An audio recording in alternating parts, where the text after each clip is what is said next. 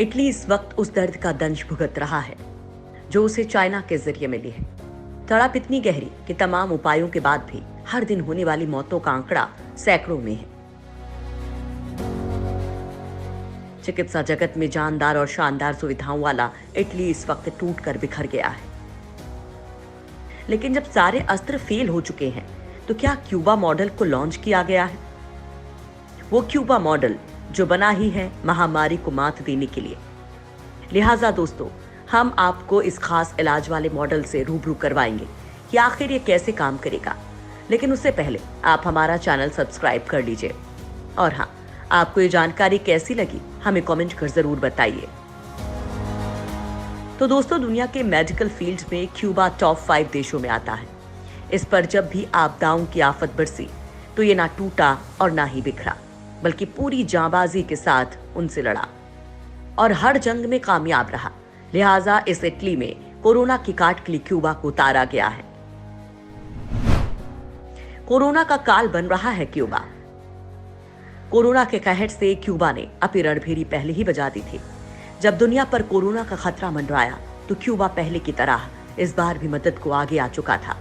चाहे इम्यूनिटी वाले उसकी जादुई दवा की बात हो या फिर एक्सपर्ट डॉक्टर की जाबाज टीम, क्यूबा हर स्तर पर आगे बढ़ इन्फेक्टेड देशों की मदद कर चुका है। पहले वेनेजुएला, निकारागुआ, जमैका, सूरीनाम और ग्रेनाडा में क्यूबा ने अपना कमाल दिखाया है।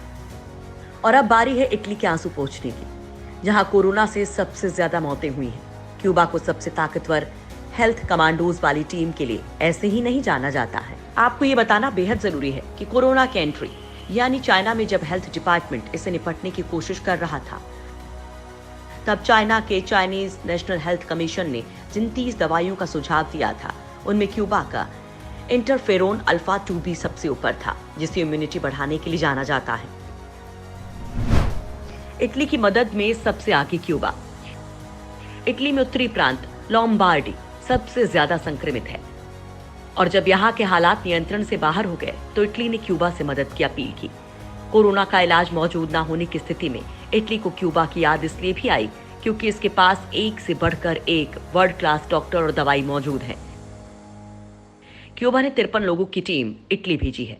कोरोना वायरस को रोकने के लिए दुनिया के अलग अलग देशों में वो 6 मेडिकल टीमें भेज चुका है।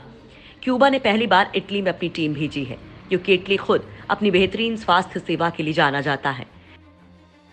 लेकिन कोरोना के सामने उसकी एक ना चली। रॉयटर्स की रिपोर्ट के मुताबिक इटली ने पहले क्यूबा की medical team Venezuela, Nicaragua, Jamaica, Suriname और ग्रेनाडा में डटे हुए हैं।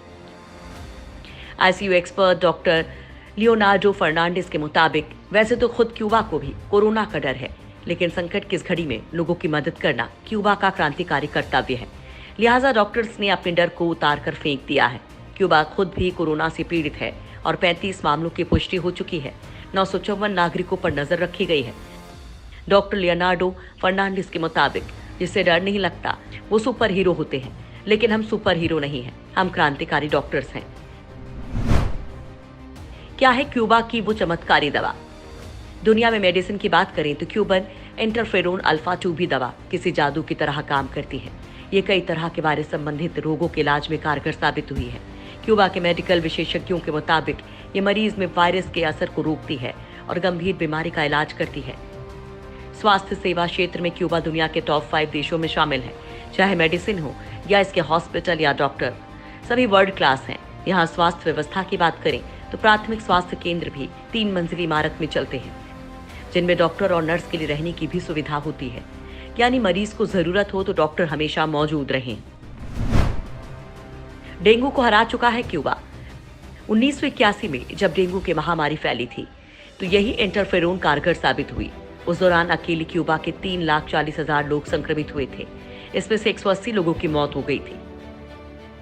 डेंगू को प्रभावी रूप से रोकने में क्यूबा के स्वास्थ्य मंत्रालय ने इंटरफेरोन के इस्तेमाल को मंजूरी दी और इसने वाकई में अपना असर दिखाया। लाखों लोग इससे प्रभावित हुए, लेकिन मौत के मामले उस अनुपात में कम थे। वह 1988 में लगातार 6 साल की कड़ी मेहनत के बाद उसने मेनिंजाइटिस टाइप बी का वैक्सीन तैयार कर लिया था।